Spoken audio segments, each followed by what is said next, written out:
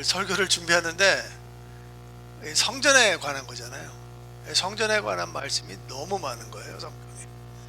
이거를 정리를 하는데 이걸 어떻게 정리를 해야지 오늘 말씀을 준비를 할까 고민을 많이 했습니다.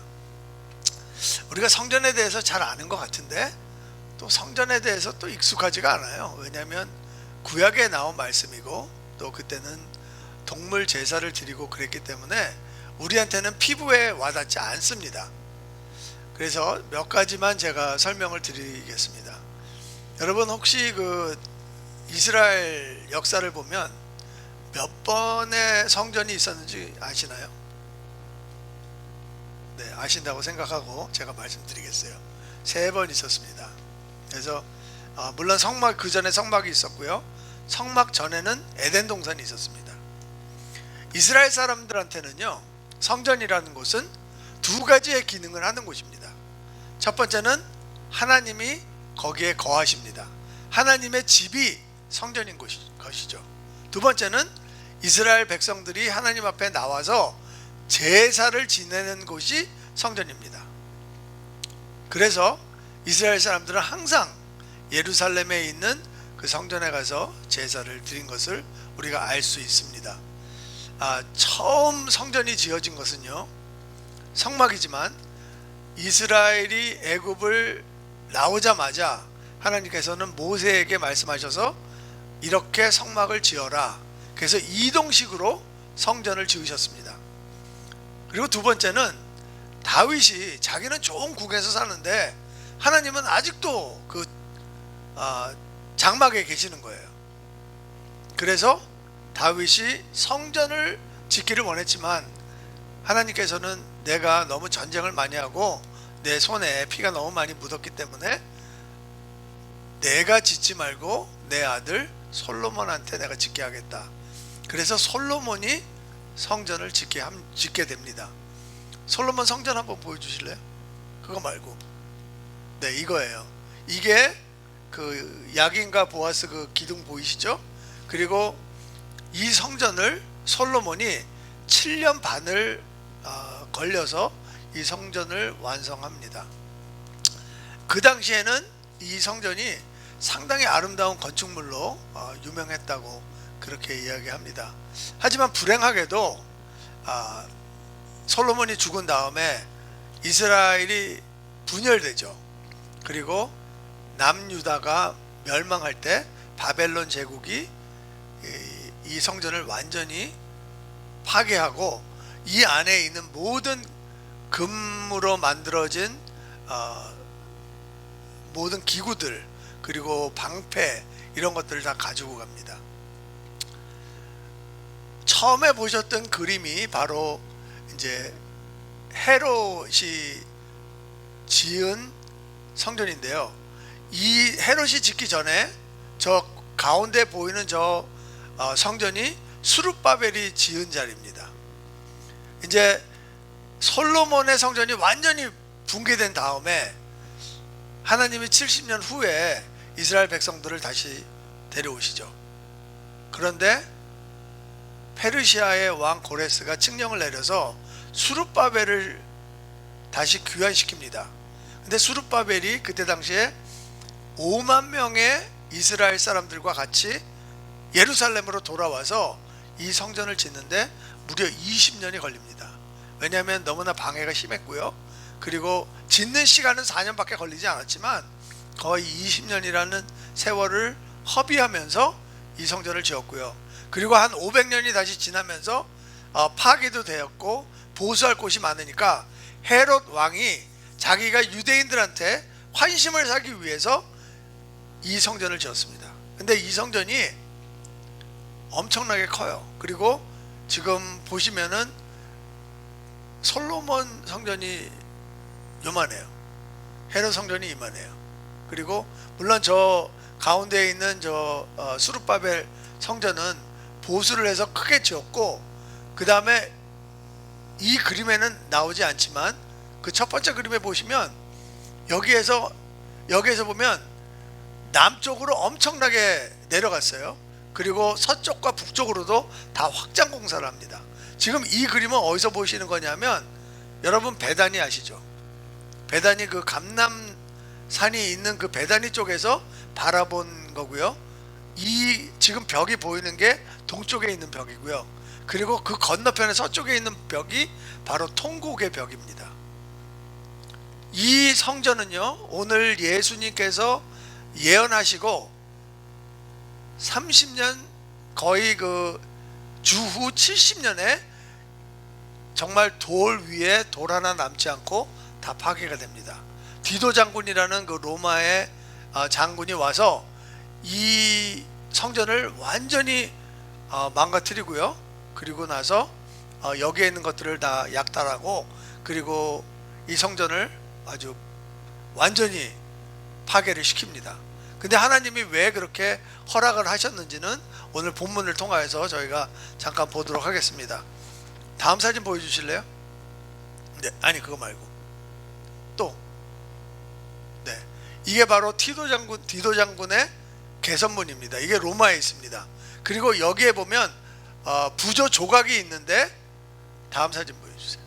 네, 여기 보시면은 그 성전에 있었던 금 등잔, 그리고 거기에 있는 다른 물건들을 로마 군인들이 가지고 나오는 그런 장면을 여기다 조각으로 새겨놨습니다. 그만큼 그 이스라엘 사람들한테는 치욕적인 날이었고요. 그리고 정말 재앙의 날이었던 것입니다. 디도 장군이 이스라엘 사람들을, 유대인들을 얼마나 잘 알고 있었냐면요, 유대인들을 멸망시키기 위해서는 성전을 무너뜨려야 된다고 생각을 했어요. 그래서 예루살렘 성을 침공을 하니까 사람들이 다 도망갈 거 아니에요. 그런데 디도 장군이 성전에다 불을 지릅니다. 불을 지르니까 도망가던 유대인들이 다시 돌아와서 그 성전을, 불을 끌려고 다시 돌아와서 다 죽어요. 유대인들한테 성전이라는 것은요, 자기네 정체성이에요. 그리고 자기의 자부심이에요. 하나님이 우리 민족을 선택하셨다, 이 자부심이 너무나 큰 거예요. 그런데 하나님이 이 성전을 버리시는 거예요. 오늘 한번 본문 볼까요?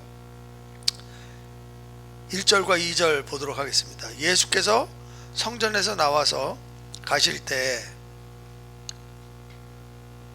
예수께서 성전에서 나와서 가실 때, 물론 예수님이 성전에 들어가셨다가 그냥 나오신 거를 마태가 기록했다고 생각을 할 수 있어요.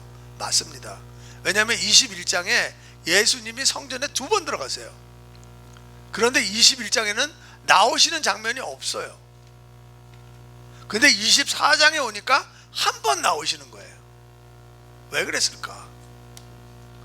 마태는 예수님이 이 성전을 나가시는 그 장면이 바로 하나님이 성전을 버리시고 떠나시는 것을 암시하고 있기 때문에 그래요. 예수님은 지금 이 순간부터는 성전으로 돌아가지 못하세요. 왜? 십자가에서 죽으시니까. 그리고 이 성전이 무너진 다음에는 다시 이 성전이 세워지지 않아요. 이 순간은요, 유대인들한테 너무너무 중요한 순간이지만 우리 크리스찬들한테도 너무 중요한 순간이에요. 왜? 하나님이 우리를 위해서 이 성전을 버리시고 예수 그리스도를 성전으로 만드셨기 때문에 그래요. 우리가 요한복음을 보면 조금 더 자세하게 알 수 있습니다. 요한복음 2장 19절과 21절 보겠습니다. 예수께서 대답하여 이르시되 너희가 이 성전을 헐라 내가 사흘 동안에 일으키리라. 유대인들이 이르되 이 성전은 46년 동안에 지었거늘 내가 3일 동안에 일으키겠느냐 하더라. 그러나 예수는 성전된 자기 육체를 가리켜 말씀하신 것이라. 헤롯 왕의 그 성전은요, 역사서에 따라 약간씩 다르지만 아마 82년에서 86년 동안 지었어요. 그러니까 예수님이 계셨을 때 46년 동안 짓고 있었는데 또 다시 한 40년을 더 짓습니다. 그리고 나서 몇 년 있다, 완공되자마자 몇 년 있다 디도 장군한테 이 성전이 완전히 파괴되는 거죠. 여러분, 예수님이 왜 십자가에 돌아간 줄 아세요? 잘 알고 계실 거예요. 예수님은 우리의 죄를 위해서 십자가에 돌아가셨어요. 맞습니까? 별로 동의를 안 하시는 것 같은데, 이러면 안 되는데. 그런데 왜 유대인들은 예수님을 죽이셨을까요? 그건 또 다른 문제예요. 유대인들이 예수님을 죽인 이유는요, 크게 세 가지를 봅니다. 첫 번째는 자기네들이 생각하는 메시아가 아니었어요. 그게 첫 번째 이유고요. 두 번째는 예수님이 율법을 해석하시는데 자기네들이 못 따라가는 거예요. 자기네들은 율법을 거의 문자적으로 다 지켰는데 예수님은 그 문자 뒤에 있는 하나님의 의도를 가지고 지키라는 거예요. 말이 안 되는 거죠, 자기네들한테는. 그때 당시만 하더라도요, 바리새인이 두 파로 갈라져 있습니다. 진보파와 보수파. 보수파는 예수님을 죽여야 된다 그랬고요, 힐렐이라고 진보파가 있었는데 그 진보파들도 예수님이 해석하시는 그 율법에 대해서 받아들일 수가 없었던 거예요. 세 번째는 성전 때문에 그렇습니다. 어떻게 자기네들의 정체성을, 어떻게 하나님이 거하시는 그 집을 부수라는 거예요. 예수님이 십자가에 못 박혔을 때 유대인들이 이렇게 조롱을 합니다. 이르되 성전을 헐고 사흘에 짓는 자여, 내가 만일 하나님의 아들이거든 자기를 구원하고 십자가에서 내려와라. 이렇게 이야기하는 거예요. 예수님은 성전을 무너뜨리고 자기 자신이, 자기 육체가 성전이라는 것을 알려줄 때 예수님은 죽을 줄 알았어요. 그게 세 번째 큰 이유였기 때문에, 그리고 고소를 할 때 그 이유를 댔기 때문에 예수님은 알고 계셨어요. 그럼에도 불구하고 예수님께서는 기꺼이 십자가에서 죽으신 거죠. 그리고 하나님의 계획대로 예수님께서는 하나님이 거하시는 성전이 되시고, 그리고 그 성전 안에 우리가 거하기를 원하신다는 거예요. 그러면 우리가 예수님 몸 안에 거한다는 게 무슨 의미일까? 그리고 우리한테 무슨 혜택이 있길래 예수님이 그런 일을 하셨을까? 한번 같이 고민해보는, 그리고 은혜를 나누는 시간이 되기를 원합니다. 첫 번째 보겠습니다. 예수님이 우리 안에 계시는 이유는, 예수님은 우리에게 생명이 되시기 때문에 그렇다는 거예요. 여러분, 목숨과 생명의 차이를 아시나요? 똑같은 거예요. 목숨은 저도 잘 모르겠어요. 근데 목숨은 한국말인 것 같아요. 순수한 한국말. 그 목에 남아있는 숨, 요거를 얘기하는 것 같고요. 그리고 이게 끊어지면 죽잖아요. 그래서 목숨이라는 것은 죽음을 바로 앞둔 상태를 이야기하는 것 같고요. 생명이라는 것은 한자예요. 그래서 살아서 움직이는 것을 이야기하는 거죠. 예수님께서 우리 안에 계시는 이유는, 그리고 예수님께서 우리가 예수님 안으로 들어오게 하는 이유는 목숨을 원하는 게 아니고 생명을 원한다는 거죠. 물론 생명을 드리다 보면 목숨까지 드릴 수 있죠. 근데 생명을 주시기 위해서, 우리가 살아갈 수 있도록 해주시기 위해서 그렇다는 거죠. 제가 기독교인이 아니었을 때는 사실 저한테 전도하는 사람들이 몇 명 있었어요. 근데 그 사람들이 이야기하는 거 보면 제가 기분이 되게 나빴어요. 왜냐하면 첫 번째, 저를 나쁜 놈이라고 부르는 거예요. 죄인이라 그러는 거예요. 사실 저 그렇게 죄진 거 별로 없어요. 저 친구들한테 잘해줬고요. 저 부모님한테는 좀 반항을 했어요. 그렇지만 대체적으로 제 주위에 있는 사람들한테 잘해줬어요. 그리고 꼭 죽는 거를 얘기해. 예수님이 십자가에 돌아가셨다고. 저는 그게 싫었어요. 아니 살아가야 되는데 왜 죽는 걸 자꾸만 얘기를 해. 근데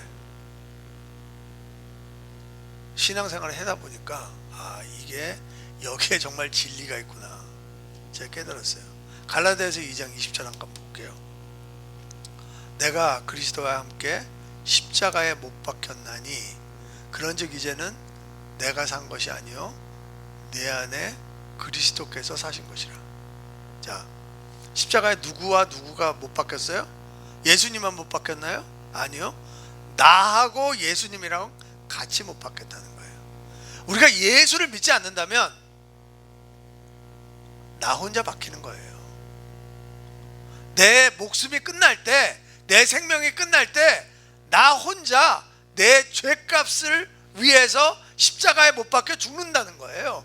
그런데 예수께서 함께 못 박혔다는 거예요. 더 이상 내가 사는 게 아니죠. 누가 살아요? 내 안에 계신 그리스도께서 사신 것이라. 예수 그리스도가 생명 되시기 때문에, 내 안에 계시기 때문에 내가 살아가는 거예요. 나는 원래 십자가에 못 박혀 죽었어야 돼요. 근데 하나님이 왜 그걸 우리한테 보여주시냐는 거죠. 우리한테 보여주시는 것은 네 끝을 봐라. 네 끝이 십자가다. 그래서 네가 오늘 네 인생을 그리스도와 함께 잘 살아야 된다는 것을 말씀하고 계신다는 거예요. 여러분, 예수님이 우리를 위해서 십자가에 못 박혀 죽으셨는데 그래서 우리를 살리셨죠. 물론 그 능력이 있어요. 제가 그 능력을 부인하는 게 아니에요. 그렇지만 우리가 그거 하나 믿는다고 끝나는 건가요? 아니라는 거죠. 하나님께서는 예수 그리스도 안에 우리가 있음으로 말미암아 계속해서 생명을 유지하는 힘을 얻기를 원하신다는 거예요. 여러분, 계시록 3장 20절 말씀 잘 아시죠? 볼지어다 내가 문 밖에 서서 두드리노니 누구든지 내 음성을 듣고 문을 열면 내가 그에게로 들어가 그와 더불어 먹고 그는 나와 더불어 먹으리라. 뭘 먹어요? 말씀을 먹는 거죠. 하나님이 그랬거든요. 에스겔한테 두루마리를 먹으라고, 말씀을 먹으라고. 우리가요 함께 먹는다는 게 이게 무지무지 중요한 건데 우리가 그런 걸 잘 몰라요. 무슨 소리냐면 우리가 밥을 먹죠. 왜? 그래야 우리가 생명을 유지하니까요. 그런데 그게 다인가요? 아니요. 가족들이랑 아니면 친척들이랑 친구들이랑 아니면 좋은 사람들이랑 같이 밥을 먹을 때 거기서 생기는 에너지가 얼마나 큰지 몰라요. 우리한테 큰 기쁨이 되는 거예요. 근데 예수님은 그런 식사 자리를 매일매일 하자는 거예요. 여러분들 자식 키워봤으니까 다 아시죠? 자녀들, 아이들 어릴 때 밥 먹으려고 그러나요? 안 먹죠. 쫓아다니면서 밥 먹여야 돼요. 그런데 그 아이들 친구들이 왔을 때 아니면 친척들이 왔을 때 함께 먹을 때 걔네들 밥을 막 먹이려고 그러나요? 아니면 지네들이 알아서 너무나 많이 먹나요? 당연히 후자죠. 왜? 그 자리가 즐거우니까.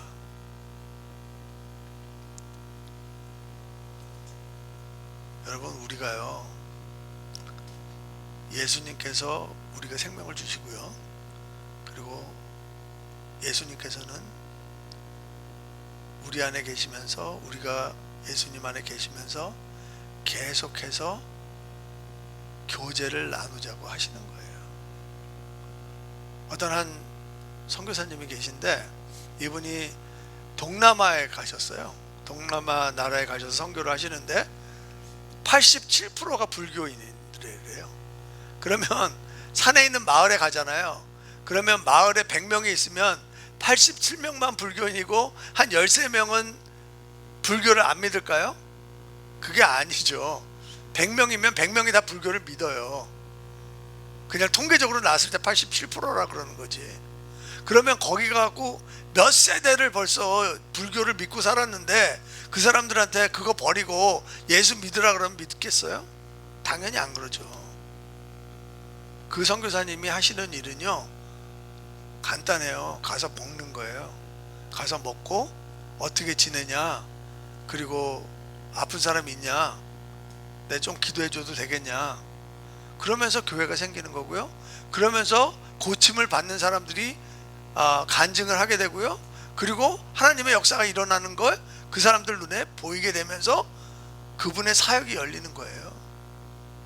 그분이 처음부터 가서 예수 믿으세요 그러면 그 사람들이 예수 믿을까요? 안 믿는다는 거죠.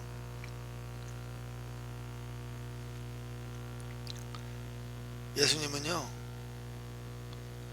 이런 일을 하시기 위해서 하나님의 성전이 될 수밖에 없었다는 거예요. 그리고 이런 성전이 되어서 우리를 지금 부르고 계시는 거예요. 두 번째는, 예수님은 우리를 예수님 안으로 불러 들이셔서 보호를 받게 해주신다는 거죠.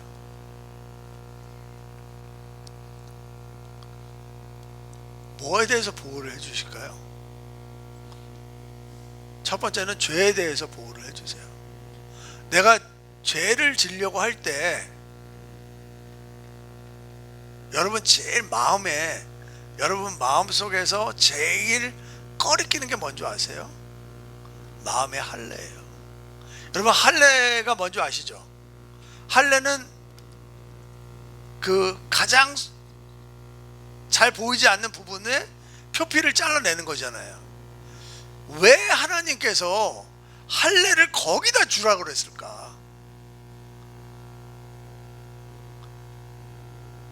그거를 봐야지 내가 하나님의 백성이라는 거를 알거든요.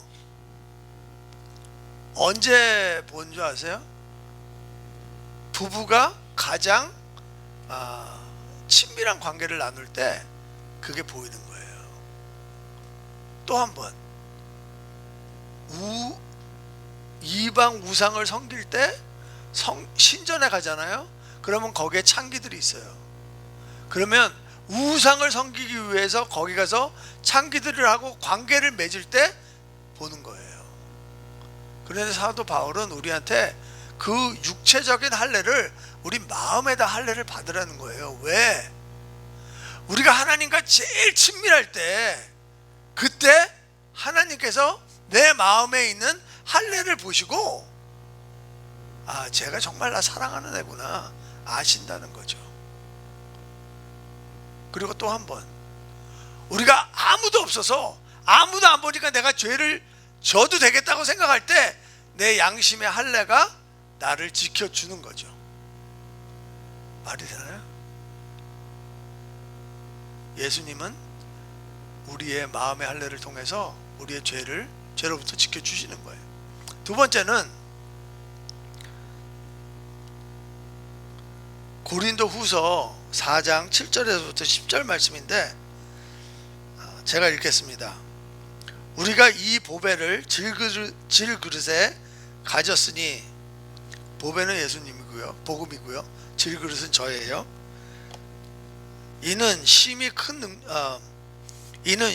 능력은 하나님께 있고 우리에게 있지 아니함을 알게 하려 함이라.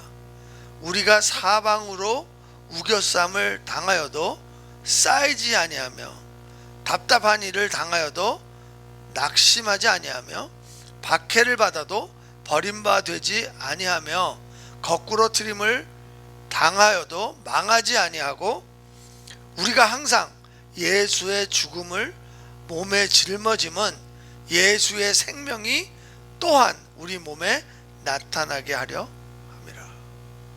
무슨 말씀이냐면, 예수님이 우리의 죄를 막아주시고요, 그리고 우리를 고난으로부터 지켜주신다는 거예요. 시편에 보면 이런 말씀이 있어요. 내가 말하노니 여호와는 나의 피난처시라. 지존자는 나의 거처로, 내가 거처로 삼았으므로 화가 내게 미치지 못하고 재앙이 내게 가까이 오지 못한다 그랬어요. 여러분, 비가 오면 어떻게 해요? 여러분, 장대 비가 오는데 내가 우산이 없어요. 그러면 어떡하죠? 가장 가까운 데 있는 건물로 들어가든지 내 차로 뛰어 들어가죠. 여러분, 지진이 나면 어떻게 해요? 책상 밑으로 들어가죠. 우리는 환난이 생기면은요, 어딘가 피하러 들어가야 돼요. 그게 예수님이라는 거죠. 우리가 피할 곳을 주시기 위해서 그렇다는 거죠. 세상을 살아가는데 우겨쌈을 당하는 거예요. 동서남북으로 다 쪼여오는 거예요. 그런데 그거를 피할 데가 어디 있어요? 예수님이라는 거죠. 우리가 넘어졌어요. 거꾸로졌어요. 일어날 수가 없어요. 그때 우리가 가야 되는 게 어디예요? 예수 아니라는 거죠. 우리가 박해를 받아요. 우리가 왕따를 당해요. 그때 피할 수 있는 데가 어디예요? 예수님이라는 거죠. 그럼 왜 그런 일을, 우리를 피할 수 있도록 피난처가 되어 주시는가? 왜냐하면 사람들이 우리가 그것을 보고, 우리가 그렇게 사는 것을 보고, 환난을 이겨내는 것을 보고, 아, 저 사람 안에 예수 그리스도가 있구나, 그거를 나타내게 한다는 거예요. 그런데 우리는 어떻게 해요? 우리가 환난이 오면 낙심해요. 내 영혼아, 너는 왜 낙심하느냐? 어찌하여 낙심하느냐? 어찌하여 내 속에서 불안해하느냐?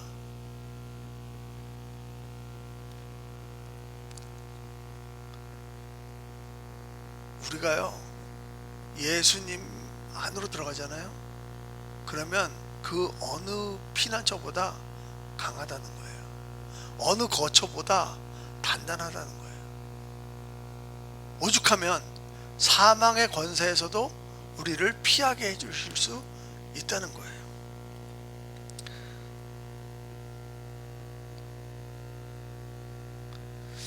저는 미국에 살면서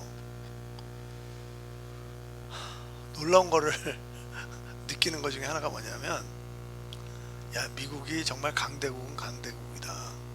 왜냐하면 미국 사람이, 미국 시민권자가 어느 나라에 잡혀가든지 그 사람은 꼭 구출해낸다는 거예요.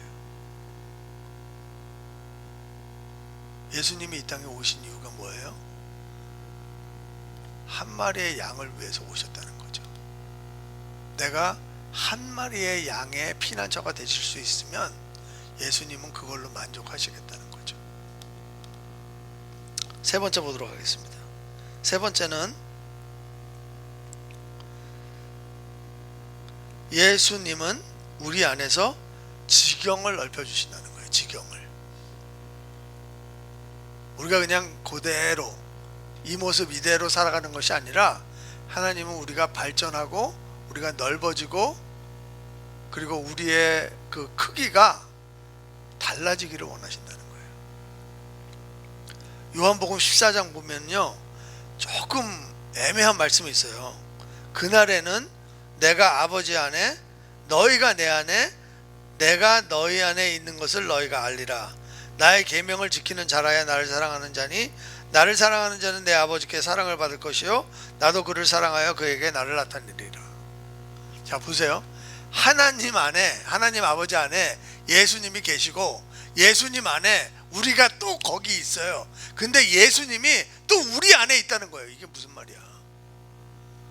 너무 헷갈리지 않아요? 그런데 15장에 보면 여기에 대한 설명이 나와요. 하나님 아버지는 농부고요, 예수님은 포도나무예요. 우리는 뭐예요? 가지예요. 그래서 농부와 포도나무와 가지가 다 하나라는 거예요. 제 말 잘 들으셔야 돼요. 당연히 우리는요, 거룩한 부담을 가질 수 있어요. 예를 들자면 우리가 기도를 해야 된다, 아니면 봉사를 해야 된다, 내가 하기에는 조금 버거워요. 그렇기 때문에 거룩한 부담이 있을 수 있는 거는 인정해요. 그런데 거룩한 부담을 넘어서 내가 이거 하기가 너무 힘들잖아요. 그러면 내가 예수님 밖에서 하는 거예요. 예수님 안에서 하면은요 그렇게 어렵지 않아요. 왜? 하나님과 아들과 우리가 하나니까 어렵지 않아요. 여러분 몸에 팔 다리가 있는데 팔 다리가 불편하신 적이 있나요? 당연히 없죠. 그런데 만약에 여러분들이 다른 거를 들고 다닌다면 무거울까요? 안 무거울까요? 거추장스러울까요? 네, 맞아요. 왜? 내 몸 밖에 있으니까. 하지만 내 몸 안에 있는 거는 무겁지 않아요. 힘들지 않아요. 거룩한 부담이 있을 수 있어요. 분명히 말씀드렸어요. 하지만 그 거룩한 부담을 통해서 내가 너무 힘들고 지친다면 그거는 내가 하는 거예요. 하나님이 해주시는 게 아니에요. 여러분, 열매를 맺는데 포도나무에서 포도가 열리는데 가지가 뭐 하는 게 있겠어요? 그냥 떨어지지 않고 붙어만 있으면 열매는 맺게 돼 있어요. 아멘? 우리는 그런 존재라는 거죠. 하나님은 우리를 그렇게 쓰시기를 원한다는 거죠. 내 안에 붙어 있기만 하라는 거죠. 그러면 너희가 열매를 맺는다는 거예요. 근데 우리는 열매를 맺으려고 막 돌아다녀요. 그러다 시험 들어요. 그리고 너무 힘들어요. 꼬꾸라져요. 그러지 말라는 거죠.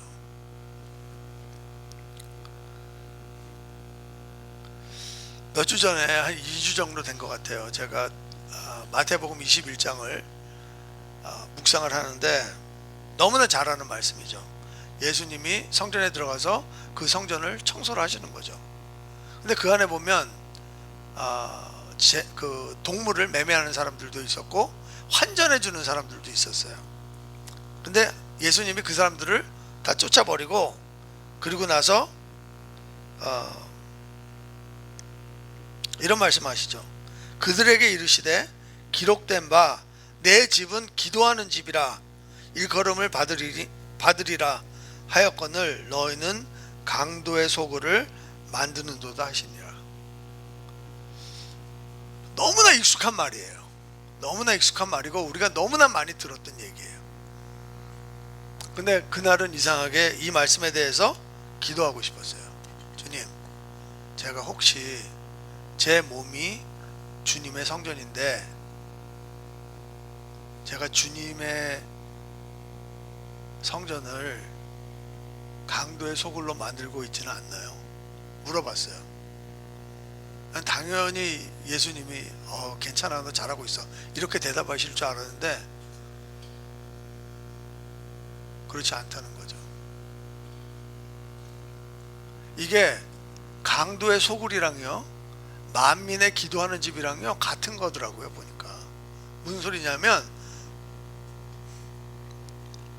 하나님이 만민의 기도하는 집으로 만드셨잖아요.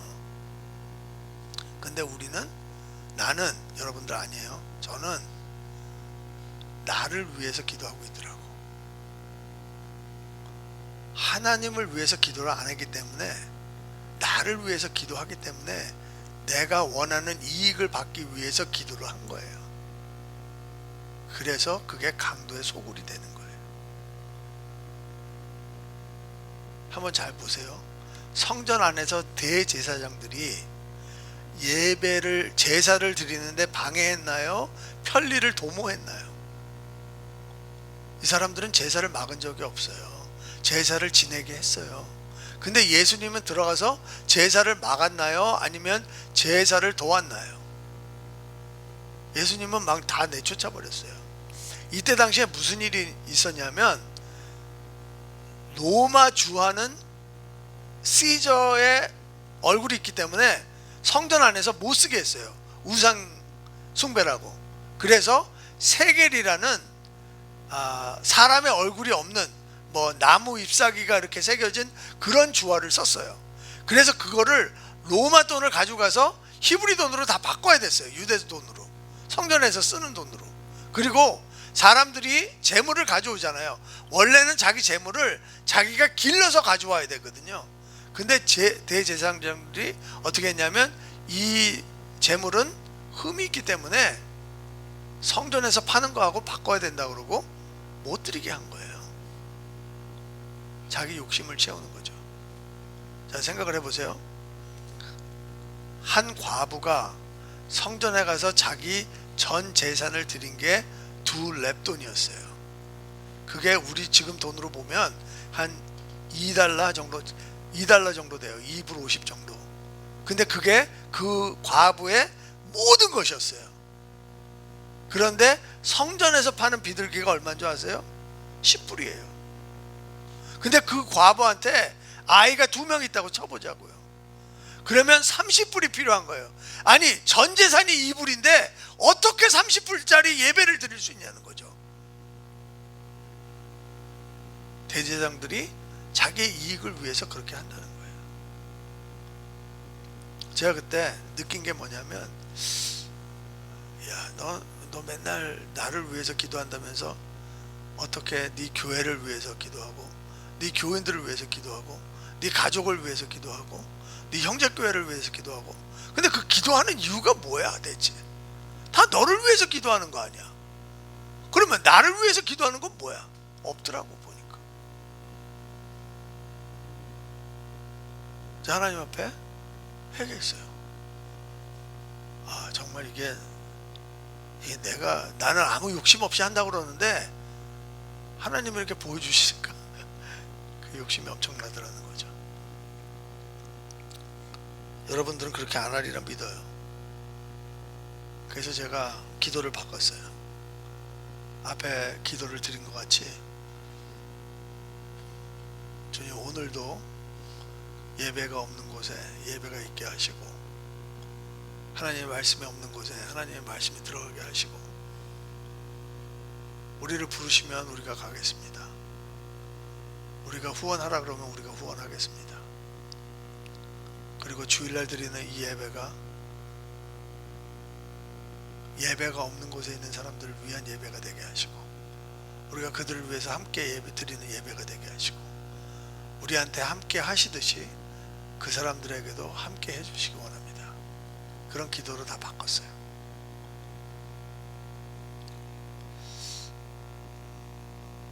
나도 모르게 하나님의 성전을 강도의 소굴로 만들고 있었다는 거죠. 우리가요, 조그만 생각을 잘못하면요, 그런 잘못에 빠져들 수가 있다는 거예요. 말씀을 마치도록 하겠습니다.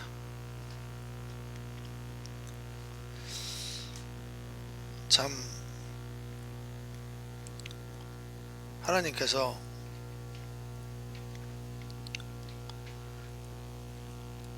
(24장을) 보면 사실 그게 작은 계시록이라 그러잖아요.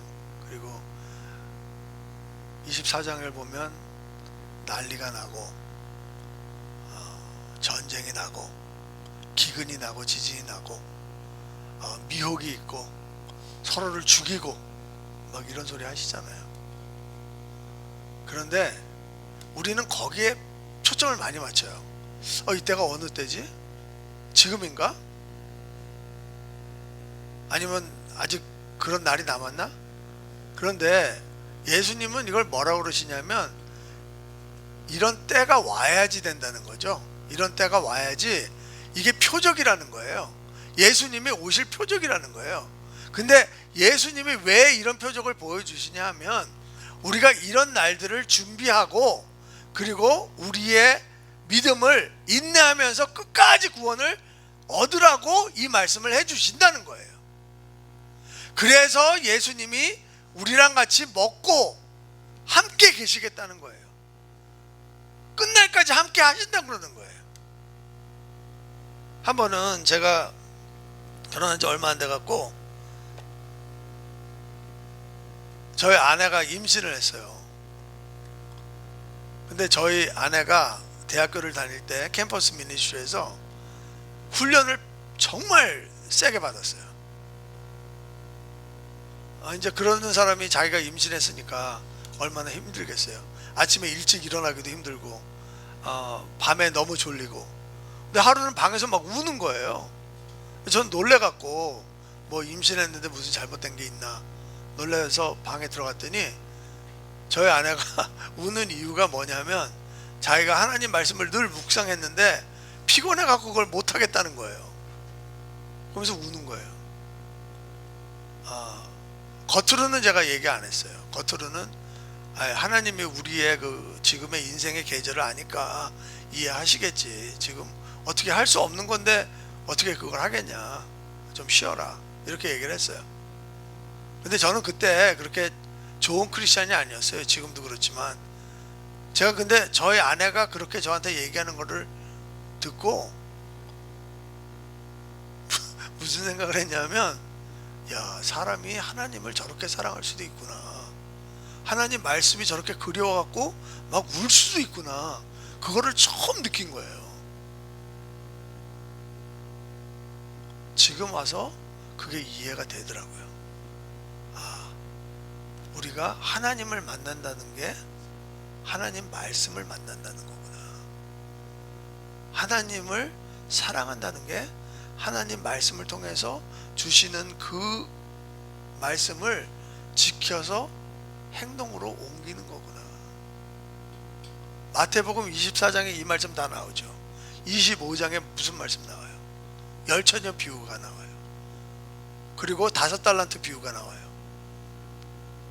그리고 맨 마지막에 예수님이 다시 돌아오는 그 장면이 나와요. 인자가 자기 영광으로 모든 천사와 함께 올 때에 자기 영광의 보좌에 앉으리니. 그러면서 무슨 말씀이 나오냐면요, 작은 자에게 섬긴 그 일이 나오는 거예요. 내가 줄였을 때 너희가 음식을 주었고, 목마를 때 너희가 마시게 했고, 나그네 됐을 때 영접했고, 병들었을 때 돌보았고, 옥에 갇혔을 때 와서 받고, 이런 말씀하시는 거예요. 그러면 이게 종말론적으로 볼 때 무슨 말씀을 하시고 있는 거죠? 우리가 준비한다는 게 뭐죠? 우리가 준비한다는 것은 하나님 말씀을 통해서 선한 일을 계속 해 나가는 것을 얘기하고 있는 거예요. 제가 그림 하나만 보여드리고 마치도록 하겠습니다. 이거는 그 영어로는 The Starry Night이라고 그러고요. 다 아실 거예요.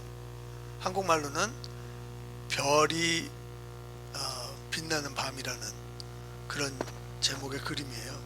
이거는 네덜란드의 사람 고흐라는 화가가 그린 거고요. 그리고 그 사람은 젊은 나이에 정신병으로 자살을 했죠. 자기 귀까지 자르는 그런 해괴한 짓을 했고요. 그런데 이 사람이 원래 젊었을 때 목사가 되고 싶었어요. 이 사람 아버지도, 이분의 아버지도 장로교회 목사였어요.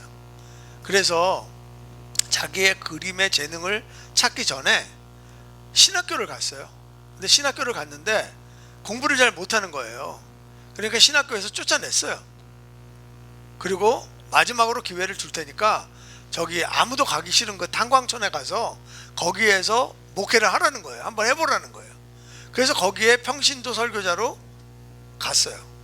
그리고 거기에서 목회를 하는데 뭐 사람들이 뭐 시큰둥하죠. 젊은 친구가 와갖고 뭐 거기서 목회한다는데 그게 뭐 되겠어요? 근데 고흐가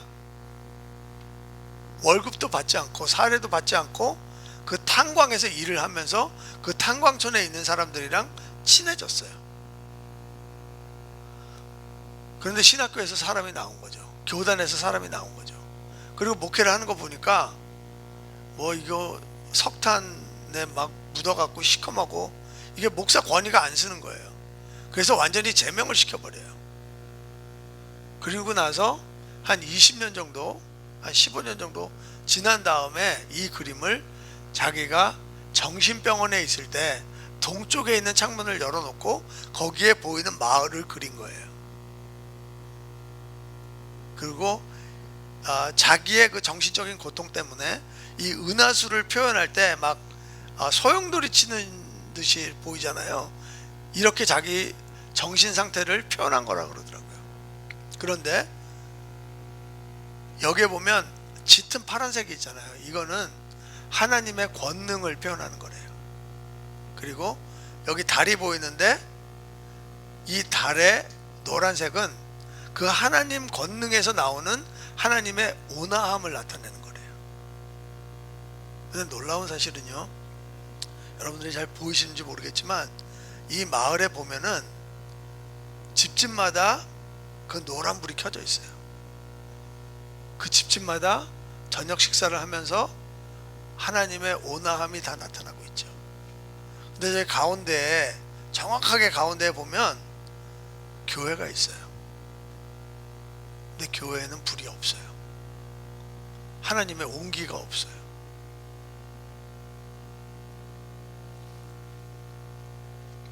에베소서 2장 20절 말씀, 너희는 사도들과 선지자들의 터 위에 세우심을 입은 자라. 그리스도 예수께서 친히 모퉁이 돌이 되셨느니라.